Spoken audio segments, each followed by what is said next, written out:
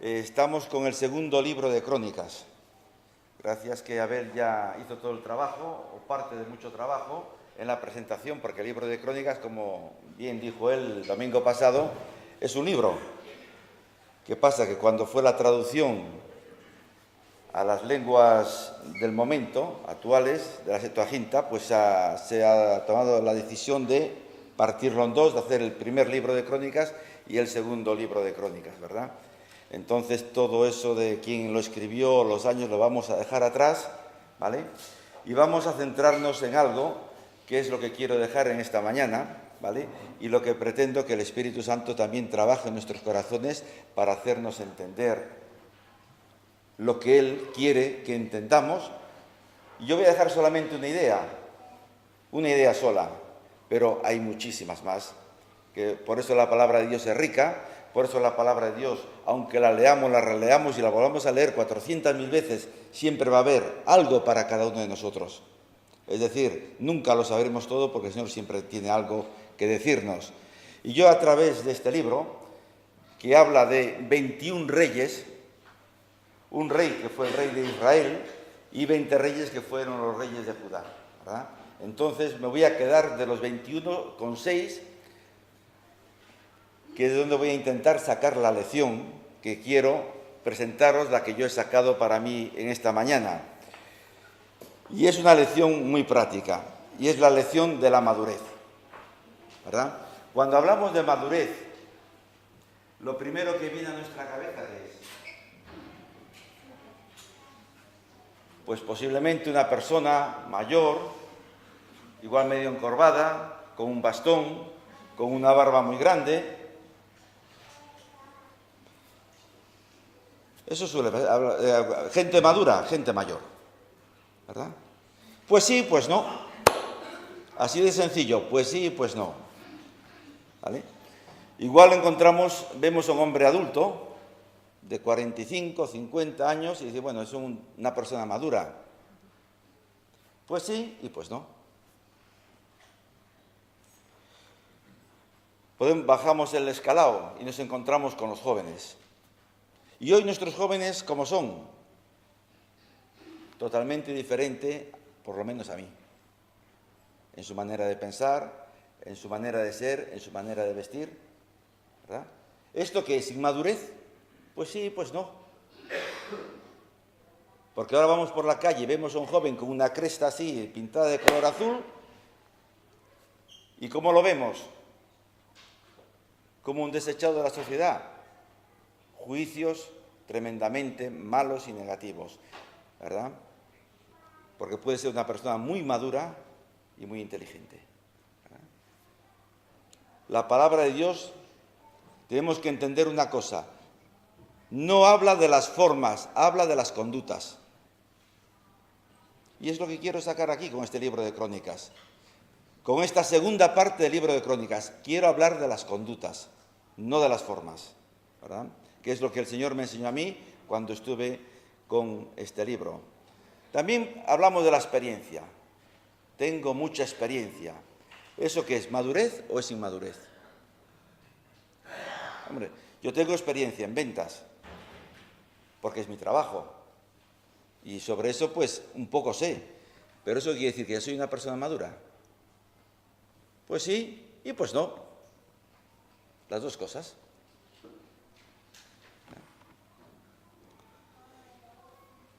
¿Sabéis lo que es la madurez? Es el estado de una persona que ha llegado a alcanzar su pleno desarrollo como persona, en todos los ámbitos y facetas de su vida. Eso es madurez. Cuando una persona alcanza el pleno desarrollo en todos los ámbitos, en todas sus cualidades. Y a lo largo de estos minutos que vamos a estar aquí juntos, pues veremos un poco esto, ¿verdad? A través, en concreto, de vidas de personas muy influyentes dentro de la sociedad judía de aquel entonces.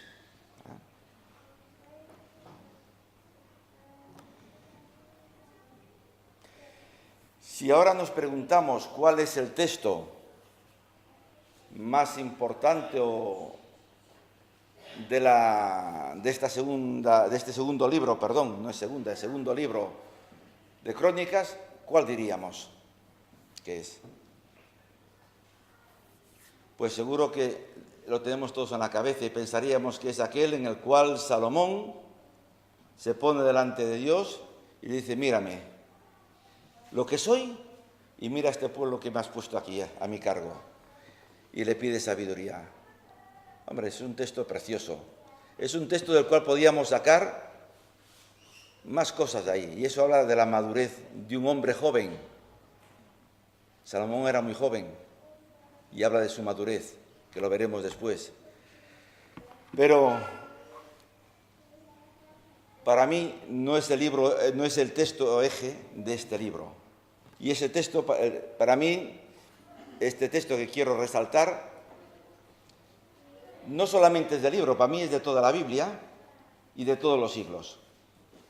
Es el texto que debiera de tocarnos y debiera estar el Espíritu Santo con nosotros en esta mañana. Y se encuentra en el capítulo 7, los versículos 14 y 15. ¿Vale? Y esto habla de la actitud del creyente, de la actitud del pueblo de Dios, y en ese caso de la actitud del pueblo de Judá, en concreto, de Israel, donde Dios le estaba hablando al rey Salomón. Y le dice a Salomón una cosa, después de que Salomón le pidió sabiduría, el Señor en su omnisciencia sabe todas las cosas. Aunque nosotros sabemos hasta ahora, porque hacia adelante no sabemos nada, sino hasta ahora sabemos lo que nos pasó atrás, pero un poco más, ¿verdad? Dice el texto: pero si mi pueblo se humilla y ora y me busca, y si al mismo tiempo abandona su mala conducta, se humilla, ora, busca y abandona su mala conducta. 4 actitudes marcadas de la inmadurez de las personas. Dice: yo escucharé, dice el Señor, dice Jehová, yo escucharé, porque si esto no sucede en la vida, Él no escucha. ¿Vale? En el cielo su oración, y haré lo siguiente: voy a perdonar sus pecados y lo voy a restaurar. Y este para mí es el texto clave, no de este libro en concreto, que es el que estamos hoy trabajando, sino en general de la palabra de Dios y en general de la vida. Si nuestra vida no funciona en esta dirección, todo es un puro acto religioso, banal, sin sentido, y posiblemente estemos mejor en nuestras casas que aquí. ¿Verdad?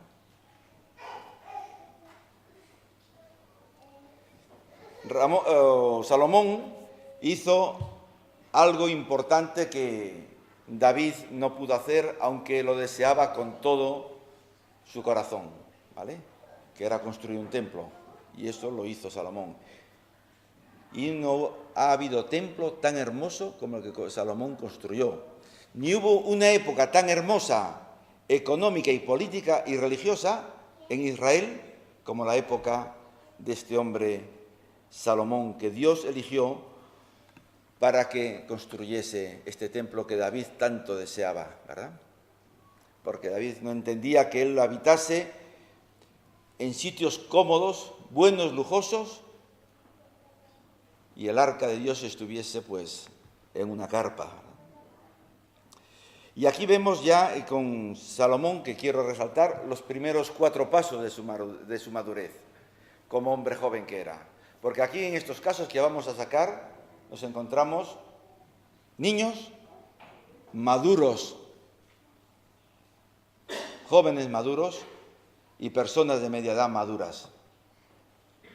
Que algunos de ellos pasaron del estado de la madurez al estado de la inmadurez, porque la madurez es una opción que cada uno elige. No es algo que la edad nos da. No es algo que el conocimiento nos da, es algo que la persona en sí misma elige ser o no ser una persona madura. El primer paso que da el rey Salomón para ser maduro es reconocer la misericordia y la bondad de Dios. Dice el texto: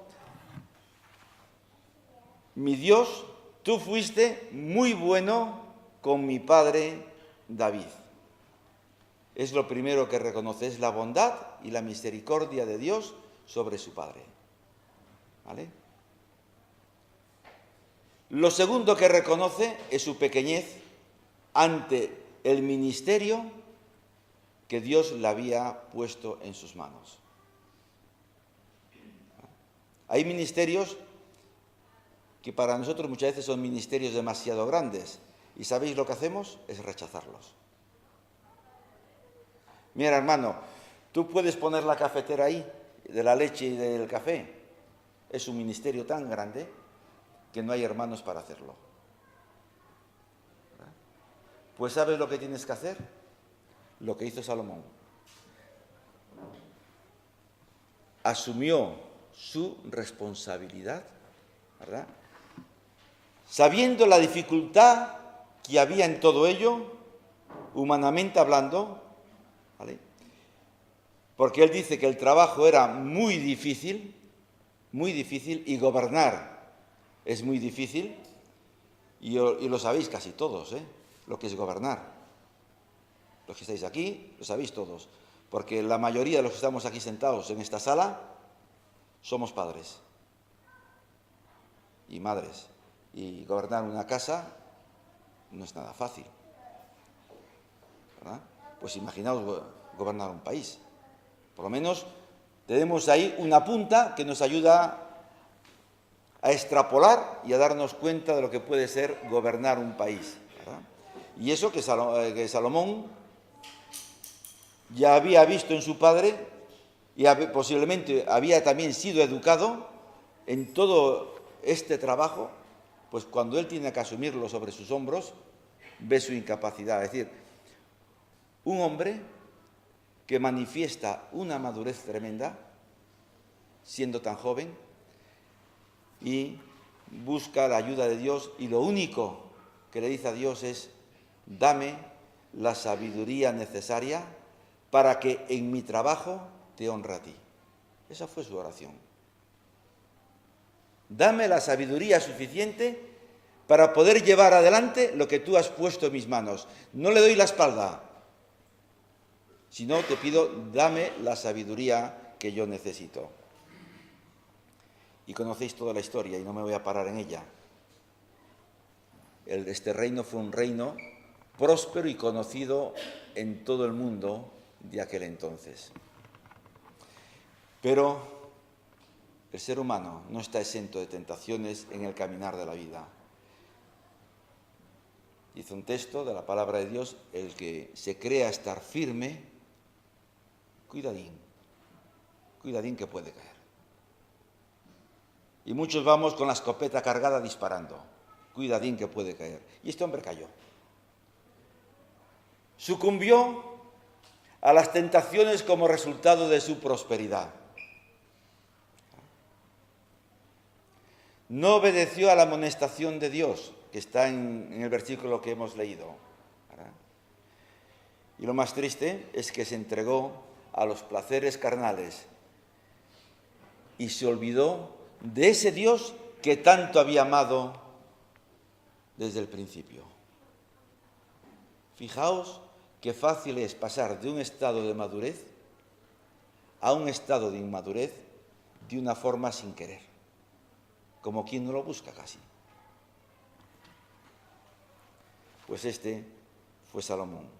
Ahí vemos a un hombre cómo pasa de un estado al otro, porque la madurez, sigo diciendo, es un estado que yo elijo ser maduro o ser una persona inmadura. Y en este país, pues, la inmadurez es algo muy, muy normal, porque basta que uno diga sí para que el otro diga que no.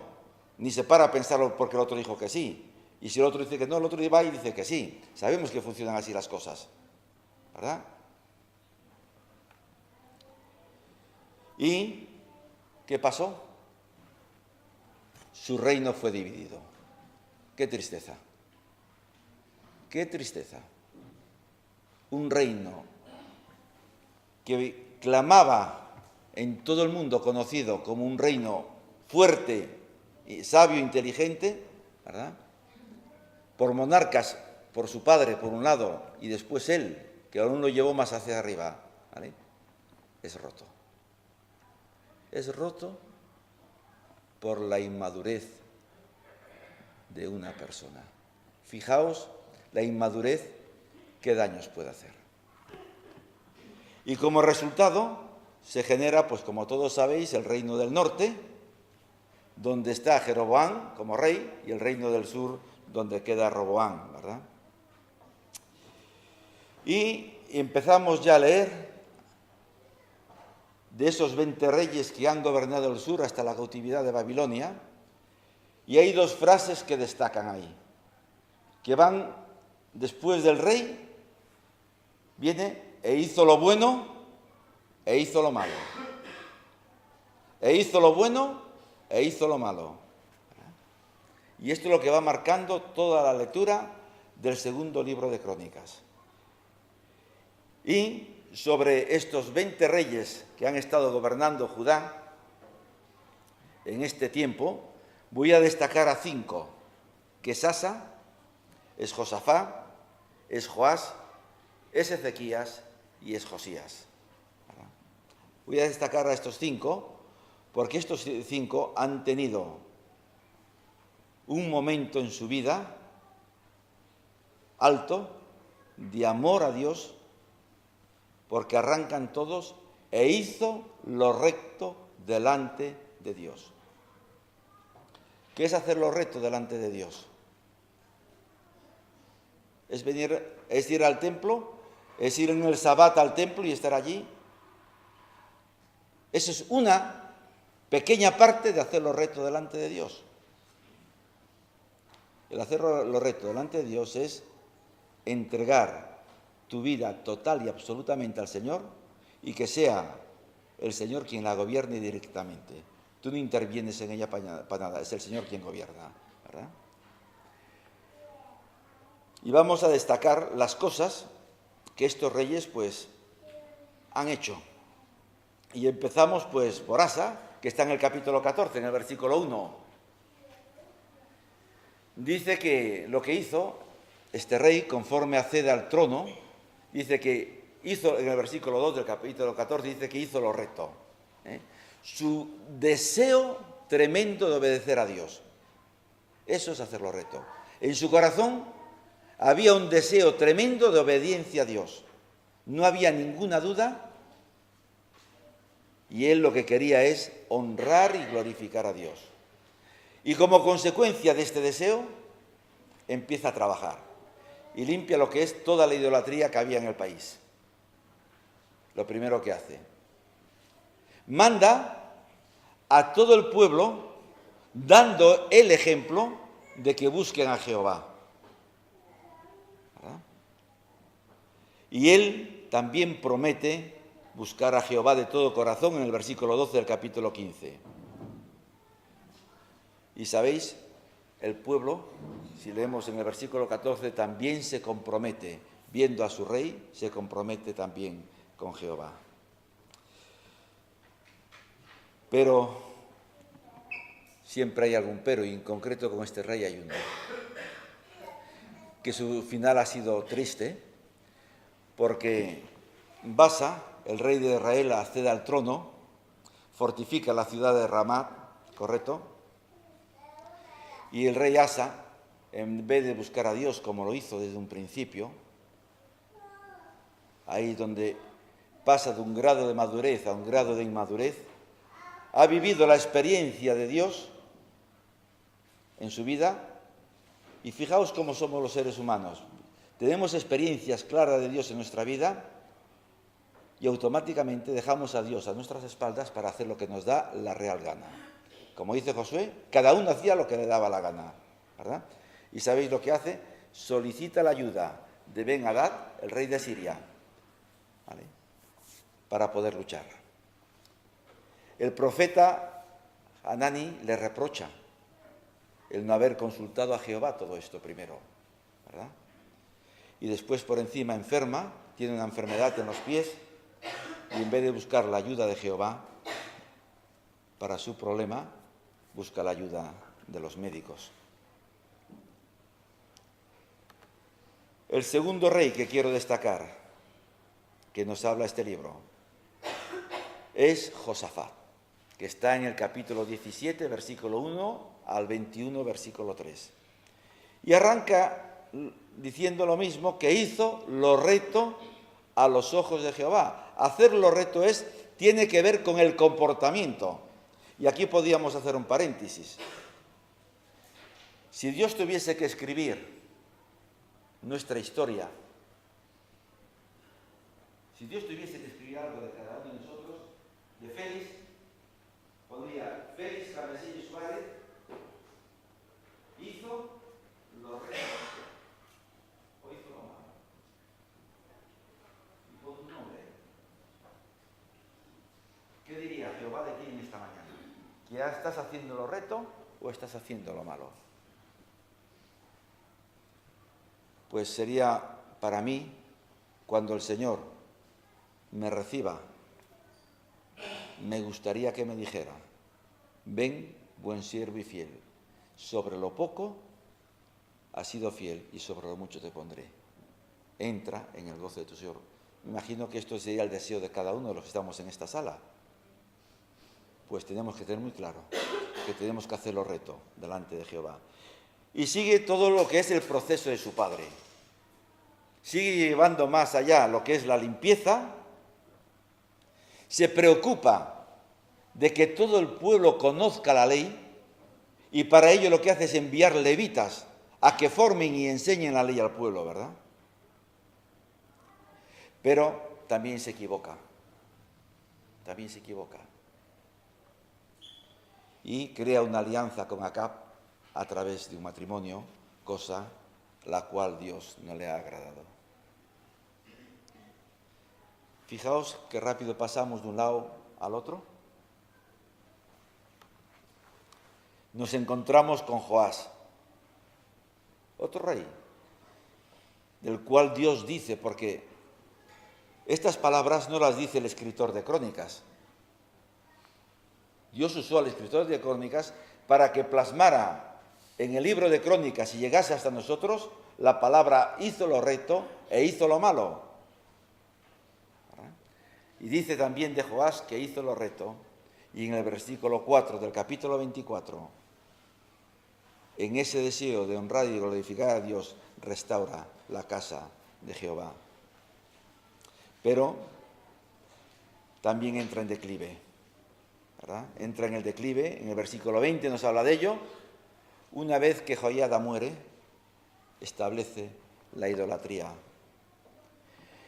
Y él mismo se corrompe hasta de tal manera se corrompe, ¿vale?, que asesina a Zacarías.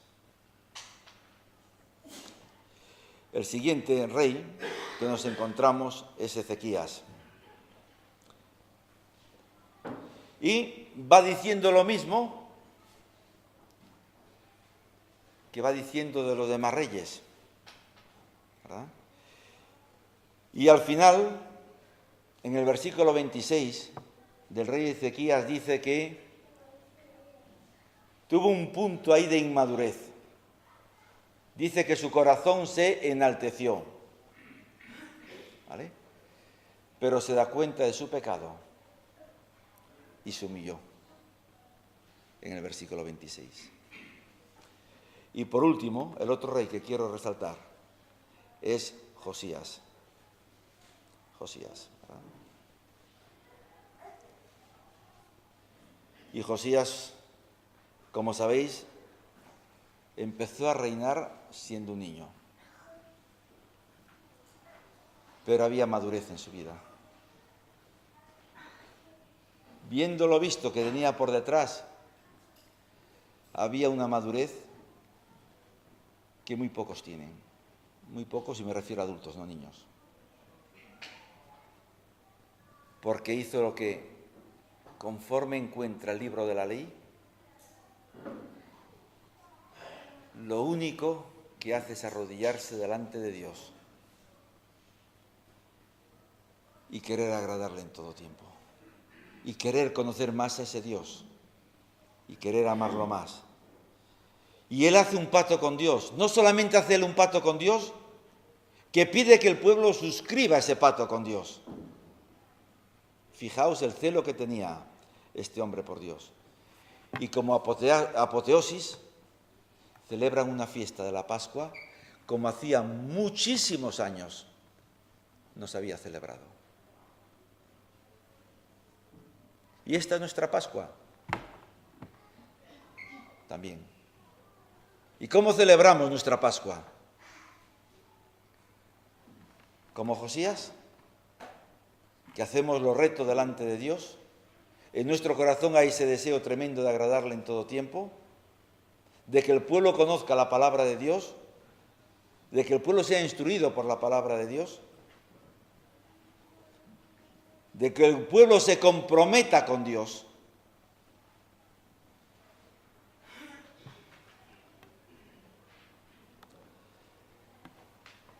Lo cierto es que vemos que las vidas van así, como la hoja de un serrón, ¿verdad? Altos y bajos.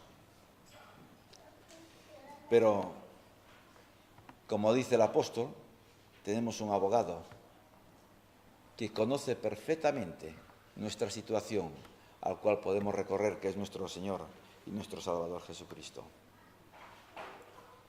Pero si mi pueblo se humilla y ora y me busca, y si al mismo tiempo abandona su mala conducta, yo escucharé en el cielo su oración, perdonaré sus pecados y los haré prosperar de nuevo. Creo que este versículo debiera estar en muchos sitios escrito. Por lo menos, intentar aprenderlo de memoria. Y siempre que tengamos que actuar o hablar, debiéramos de leer este versículo antes de soltar la primera palabra. Si mi pueblo se humilla, si mi pueblo ora, si mi pueblo me busca, y esto solo nos sirve, ¿eh? Porque podemos orar como lo hacemos y mal. Podemos decir que nos humillamos. Podemos decir que buscamos a Dios, pero nuestra vida sigue transcurriendo de la misma manera. Sigue transcurriendo en su monotonía, en nuestros quehaceres, en nuestros avatares, en nuestras preocupaciones. Aquí dice algo más. Añade algo más que es muy importante. El abandono de nuestra conducta. ¿Y sabéis lo que es conducta? Es el comportamiento que cada uno manifestamos y tenemos. Y si no hay ese abandono, Dios no escucha, Dios no perdona y Dios no nos bendice. Dios no escucha, Dios no nos perdona y Dios no nos bendice. Bien. La actitud del corazón es importante para humillarnos delante de Dios, que es nuestra disposición a confesar. ¿Vale? El orar tiene que ver con comunicarnos con Dios, con presentarnos tal como somos, porque Él nos conoce. Dice David, tú me conoces mucho antes de que yo hubiese nacido. El buscar tiene que ver con las carencias. Si yo no tengo carencias, yo no busco.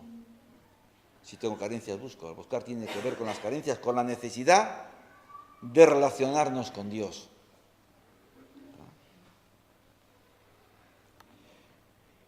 Y dice, el abandonar nuestra conducta habla de un dejar definitivamente nuestro comportamiento anticristiano.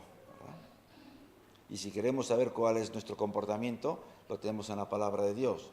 Libros que nos pueden ayudar en el comportamiento. Tenemos Proverbios, que está con Baluja, que nos está hablando del comportamiento. Tenemos Santiago, tenemos muchos libros que podemos hablar, que van directos al comportamiento de la persona.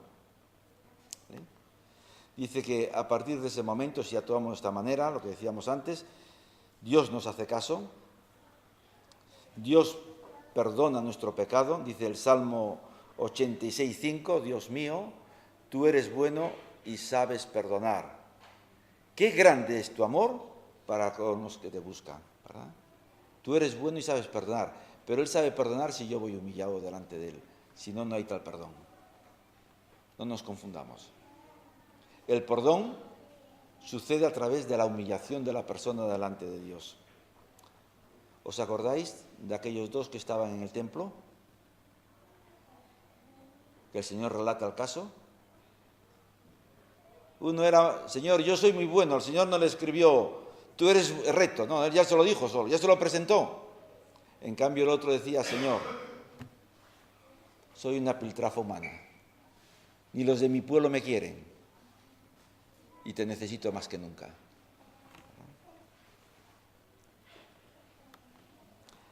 Y habla de bendecir o de restaurar. ¿Verdad? Y esto habla de volver al estado original. ¿Y sabéis cuál es el estado original? El estado original es ese estado al cual nos tenemos que acercar. Aquí en esta tierra no lo conseguiremos. Pero el estado original es el estado en que estaba Adán y Eva en el Edén, en relación con Dios. Ese es el estado original. Por causa del pecado, ese estado se ha roto y se ha creado una cima tremenda entre Dios y el hombre. A través de la cruz de Cristo, a través de la sangre en el antiguo pacto y de la sangre en el nuevo pacto, tenemos relación con Dios y tenemos el perdón de los pecados. Y eso hace que nuestro estado camine en dirección a ese estado original, que Él dice que cuando lleguemos a estar con Él ya seremos perfectos, ¿verdad? Vosotros, dice Jeremías 18:6, vosotros estáis en mis manos, dice el Señor. Yo puedo hacer, dice el Señor, yo puedo hacer con vosotros lo mismo que este alfarero hace con el barro. Yo puedo hacerlo. Claro, el Señor puede hacerlo. Por imperativo puede hacerlo ya, pero Él no quiere actuar de esa manera. Él lo que quiere es que nosotros nos prestemos voluntariamente a que Él componga y restaure nuestras vidas. Porque nuestras vidas están más rotas de lo que muchos de los que estamos aquí en esta sala pues creemos que están, ¿verdad? Y conforme eso sucede, se rompen las cadenas que nos atan a las cosas efímeras de esta vida, ¿verdad? Y empezamos a entrar en lo que llamamos madurez cristiana. ¿Y sabéis lo que sucede cuando estamos en la madurez cristiana? Empezamos a gozarnos y a disfrutar de las bendiciones de Dios. Y las bendiciones de Dios es todo aquello que Dios nos proporciona y nos da.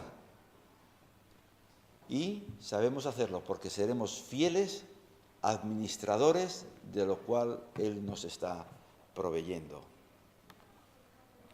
Por eso cuando hablamos de madurez, no hablamos nunca de personas mayores, ni de personas adultas, ni de jóvenes, ni de niños. Hablamos de una actitud del corazón que es opcional. Es opcional. Es algo que cada uno delante de Dios decide vivir vidas maduras o vidas inmaduras. ¿Correcto?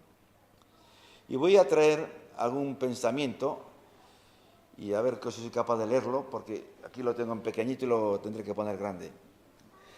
Y este es un pensamiento que dijo el físico alemán Albert Einstein, de origen judío, ¿vale? Un hombre que tuvo la nacionalidad también suiza y después pasó a tener la nacionalidad estadounidense. Hablando de la madurez, él dice lo siguiente. A ver si me abre.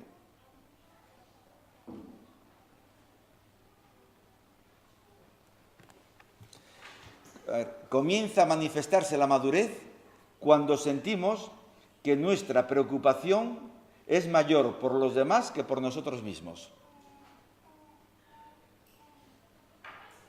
¿Entendéis? La madurez, dice Einstein, comienza a manifestarse cuando los demás empiezan a a ser importantes, muy importantes para nosotros. Estimaos a los demás, estimar a los demás, ¿cómo? Eso lo dice la palabra de Dios, no lo dice Einstein, ¿verdad?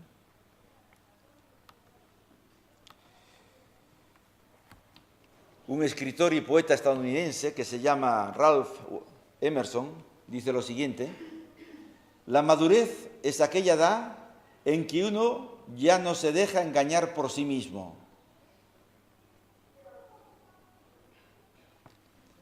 La madurez es aquella edad en la que uno no se deja engañar por sí mismo. Esto lo dice Ralph Emerson.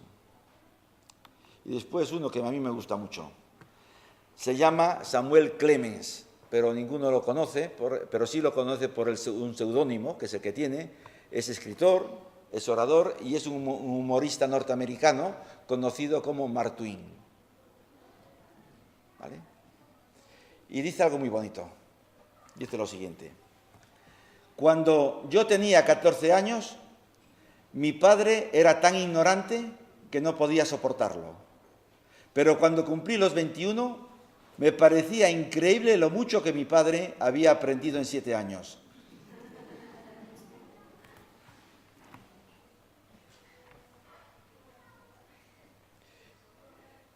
Y por último, el consejo de Dios, que sobrepasa a todos estos pensamientos de estos hombres.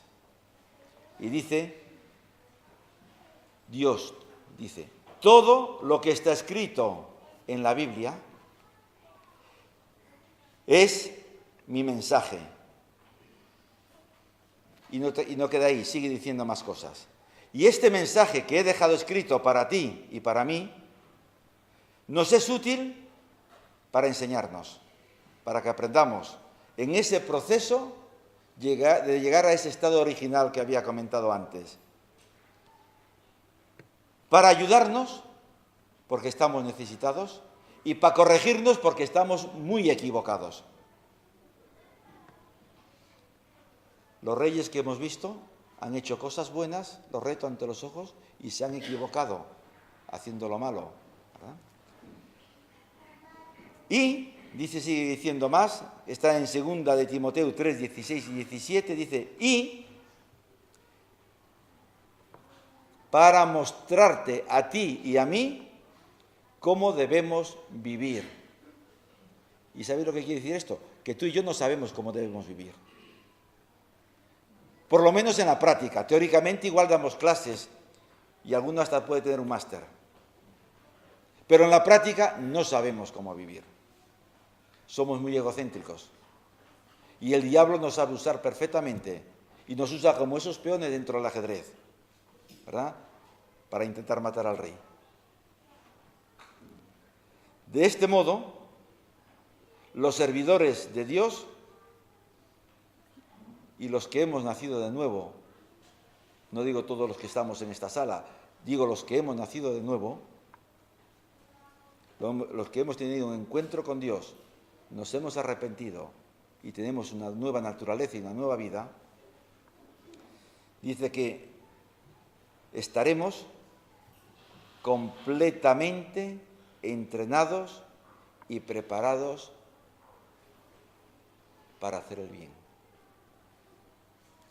Para hacer el bien. Ahora analicemos nuestra vida a la luz de todo esto y cada uno en conciencia delante de Dios que tome su decisión, madurez o inmadurez. Padre que estás en los cielos, gracias por tu palabra. Gracias porque tu palabra no es para que nos siente bien, para que nos haga estar pues muy contentos. Sí, cierto es que estas cosas también las produce, pero, oh Dios, necesitamos corrección en nuestras vidas. Y la corrección es algo pues que cuesta entender en primer lugar y asumir en segundo lugar. Somos demasiado orgullosos y necesitamos humillarnos delante de ti. Y tú así lo reclamas. Que si yo me humillo delante de ti y abandono mi vida pasada, tú me vas a sanar y a restaurar, y no a mí, sino a todos aquellos que nos humillemos. Y, oh Dios, en esta mañana, pues, que ninguno se marche de aquí sin que el Espíritu Santo haga el trabajo en nuestras vidas. Y que aquí, en este lugar, ahora, en este momento, dentro de un rato, en este día, que el Espíritu Santo martille en nuestro corazón para que nuestra vida sea una vida de humillación, porque el Señor Jesucristo, ejemplo, nos ha dado de humillación. Y nosotros no podemos ser tan pavos reales para ser los mejores y disparar a todo. Perdona mi pecado y perdona el pecado de esta congregación. Trae sanidad y trae también avivamiento. Y lo pido en ese nombre, que es sobre todo nombre, en el cual todos hoy queremos y deseamos doblar nuestra rodilla, que es en el nombre de Jesucristo. Amén.